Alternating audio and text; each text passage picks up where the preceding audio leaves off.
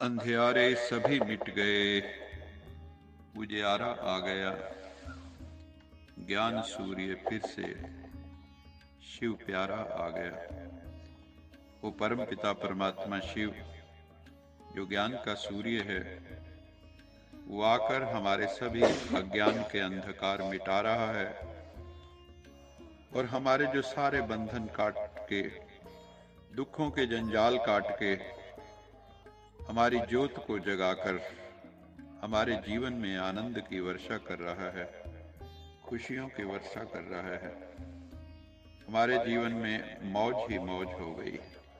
आज की मुरली का सार, मीठे बच्चे, तुम्हें ज्ञान की बुलबुल बनकर आप समान बनाने की सेवा करनी है। अपने दिल से पूछो, मेरी याद की यात्रा, मेरा मेडिटेशन ठीक चल रहा है? जैसे बुलबुल गीत सुनाती है, ऐसे हमें ज्ञान के गीत सुनाने हैं और रूहों को राहत देनी है। ब्रह्मा बाबा ने भी दृढ़ संकल्प से हर कार्य में सफलता प्राप्त की। एक बाप शिव बाबा, दूसरा न कोई, ये मंत्र प्रैक्टिकल में करके दिखाया। कभी वो दिल शिकस्त नहीं हुए, सदा कुछ भी हुआ तो नथिंग न्यू का पाठ पक्का रखा, विजयी बने हमेशा। हिमालय जैसी बड़ी बात को भी पहाड़ से रुई बना के कोई न कोई रास्ता निकाल लिया। कभी वो घबराए नहीं। ऐसे सदा बड़ी दिल बच्चों को भी रखनी है। सदा दिल खुश रहो, सबको दिल खुश मिठाई बांटो। हर कदम में बाबा को फॉलो करो तो हम भी बाबा के समान और समीप बन जाएंगे और हम भी कभी दिल शिकस्त नहीं होंगे और शूरवीर बन जाएंगे। बाबा एक एक बच्चे पे नजर रखते हैं और ये देखते हैं कि ये बच्चा क्या कर रहा है, सेवा में कितना बिजी है, कितनों की तकदीर इसने ऊंची बनाई है। ज्ञान योग की शिक्षा द्वारा परमात्मा संदेश दिया है सबको। हर एक अपनी अवस्था और अपनी खुशी को भी जानता है। जितनी सेवा करेंगे तो अवस्था अच्छी होगी, दूसरों को खुशियां बांटेंगे तो आप भी खुश होंगे। इसलिए ये जो पढ़ाई बाबा रोज पढ़ाते हैं, हमें इसको कायदे से पढ़ना है, कभी भी एब्सेंट नहीं होना है। मान लो बीमार भी हो तो भी मुरली जरूर सुननी है, बाबा की याद में जरूर रहना है। अंत तक मेहनत करते रहनी चाहिए जब तक परफेक्शन अटेन ना हो जाए। और संग तोड़ एक संग जोड़ना है। किसी भी हायर अचीवमेंट के लिए एकांत में जाकर एकाग्र होना पड़ता है, जैसे वैज्ञानिक। ऐसे हमें भी सब संग तोड़कर एक परम पिता परमात्मा संग जोड़ना है। तभी हम सेल्फ इंप्रूवमेंट भी कर पाएंगे और दूसरों का इंप्रूवमेंट भी कर पाएंगे। बाबा समझाते हैं, तुमको उस अवस्था में जाना है जिस अवस्था में तुम यहां आए थे, संपूर्ण पवित्र, संपूर्ण सतो प्रधान। वो तभी होगा जब भी घर ग्रस्त में रहते, सब घर ग्रस्त के कर्म करते हुए भी कहीं फंसो नहीं, कमल फूल की तरह रहो। वो कमल भी पानी से धरती से ऊपर रहता है। तुम चैतन्य फूल भी धरती के ऊपर हो तो तुमको भी प्रतिज्ञा करनी कि हम पवित्र रहते हुए एक परम पिता परमात्मा को ही याद करेंगे। तो अंत में सिवाय उसके और किसी की याद ना आए। कभी भी कोई मरने लगता है तो सब उसको कहते हैं, बाबा राम राम कहो। कोई गीता सुनाते हैं, कोई सुखमनी साहब का पाठ करते हैं सिख लोग, ताकि उसको अंत में घर वालों की याद ना आए, उस प्रभु पिता की याद आए। लेकिन ये प्रैक्टिस जीते जी कर लेनी कि अंत में एक पिता की याद आए, अंत मते सो गते। और हमारे अंदर कोई अवगुण भी नहीं रहना चाहिए, तभी हम हर्षित रह सकेंगे। अगर अवगुण होंगे तो कैसे हर्षित रहेंगे। फिर बाबा ने कहा, जब ज्ञान सुनाते हो तो परख के सुनाओ, पात्रात्मा को सुनाओ। बिच्छू का मिसाल दिया बाबा ने कि वो भी देख लेता है ये नरम चीज है तभी डंक मारता है, पत्थर को डंक नहीं मारता। ऐसे जो पत्थर बुद्धि आत्माएं हैं, जो आपका मजाक उड़ाते हैं, सुनना नहीं चाहते हैं, अहंकार में हैं, उनको ज्ञान नहीं सुनाना है।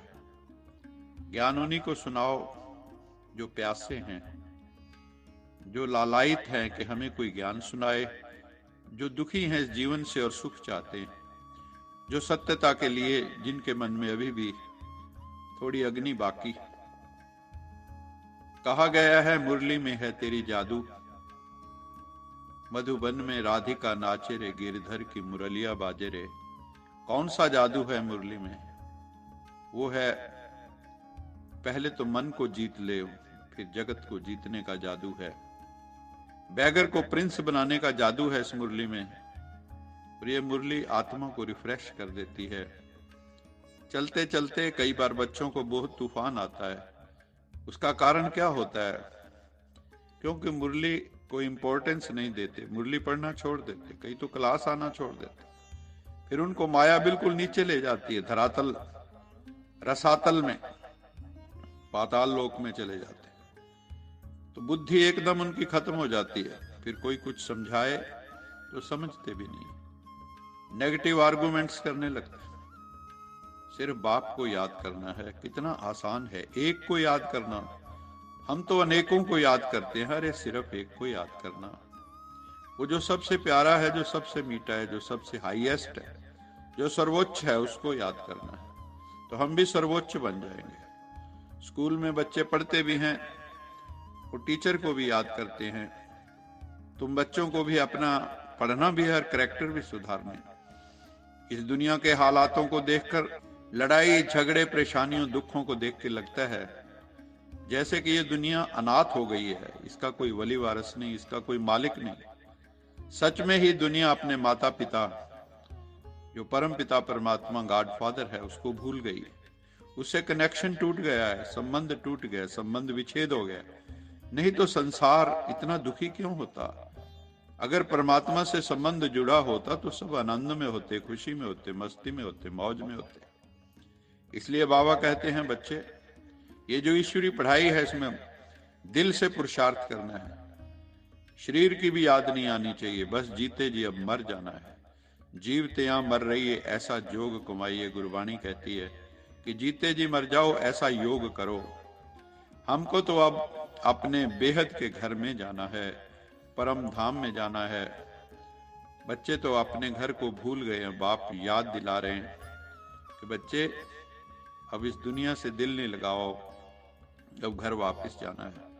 बाप कहते हैं अब छोटे अथवा बड़े सबकी वानप्रस्थ अवस्था है, सबको वाणी से परे जाना है, परम धाम शांति धाम। सच्ची सच्ची वानप्रस्थ अवस्था तो तुम बच्चों की है, क्योंकि तुम तैयारी कर रहे हो घर जाने की। बेहद का बाप सबको वापस ले जाने के लिए आया हुआ है। तो बहुत खुशी होनी चाहिए, खुशी में नाचना चाहिए कि अरे बाप खुद आया है हमें लेने के लिए। तुम जानते हो सबको परमपिता परमात्मा ही स्वीट साइलेंस होम में ले जाते हैं, क्योंकि आत्माओं को अब शांति चाहिए। सबको क्या चाहिए? शांति। शांति कहाँ मिलेगी? शांति धाम में। बुद्धि से शांति धाम में चले जाओ, मन शांत हो जाएगा। अपने स्वरूप में स्थित हो जाओ, मन शांत हो जाएगा। ओम शांति, ओम शांति। इसीलिए हम करते हैं कि सब शांत हो जाए। बाबा कहते हैं हम तुम बच्चों को प्रॉमिस करता हूं। शिव बाबा हम बच्चों से प्रॉमिस करते हैं, वायदा करते हैं कि तुम सबको घर ले जाऊंगा अगर तुम मेरी श्रीमत पे चलोगे, ज्ञान सुनोगे, योग लगाओगे, तो सबको घर ले जाऊंगा। बाप कहते हैं मैं तो सबको छीछी दुनिया से जरूर लेके जाऊंगा। ये छीछी गंदी दुनिया है, अब मैं तुम्हें गुलगुल बनाने आया हूं। जो अच्छी तरह पढ़ेंगे वो सुख धाम में चले जाएंगे। इन युगों के अनुसार संगम युग पे ब्राह्मण धर्म, सतयुग में देवता, त्रेता में क्षत्रिय, द्वापर में वैश्य और कलयुग में शूद्र। ये एक चक्र निरंतर घूमता रहता है, सृष्टि चक्र। तुम बच्चे तो कितने पद्मा पदम भाग्यशाली हो, तुम्हारे तो कदम में पदम का छाप लगा हुआ है। जैसे तुम जानते हो हमारे कदम में पदम है, अर्थात पढ़ाई के कदम में पदम समाये हुए हैं। जितना हम पढ़ाई के में आगे बढ़ते हैं, कदम पर कदम रखते हैं ब्रह्मा बाबा के, उतनी हमारे कदमों में पद्मों की कमाई है। इसलिए दिखाते हैं श्री कृष्ण के कदम में भी पद्म था। जितना पढ़ेंगे उतना उच्च पद पाएंगे। आज का स्लोगन है, अतीन्द्रिय सुख का अनुभव करना है तो गोपी वल्लभ की सच्ची सच्ची गोपिका बनो। हम आत्माओं को गोप गोपिका बनना होगा, अपनी इंद्रियों पर नियंत्रण करना होगा, भगवान के साथ रास करनी होगी, आपस में संस्कारों की रास करनी होगी, तभी अतीन्द्रिय सुख का अनुभव होगा। तो भगवान की सच्ची गोपिका बनना है। अच्छा, मीठे मीठे सिकिल दे बच्चों प्रति माता पिता बाप दादा का याद प्यार, गुड मॉर्निंग। रूहानी बाप की रूहानी बच्चों को नमस्ते। हम रूहानी बच्चों की रूहानी माता पिता बाप दादा को याद प्यार, गुड मॉर्निंग और नमस्ते। सदा रहो हंसते, कहीं नहीं फंसते, बन जाओ फरिश्ते, बांध लो अपने बसते, चलो प्रभु के रास्ते। वाहिगुरु जी का खालसा, वाहिगुरु जी की फतेह। बोल साचे दरबार की जय। लोका समस्ता सुखिनो भवन्तु, लोका समस्ता सुखिनो भवन्तु, लोका समस्ता सुखिनो भवन्तु।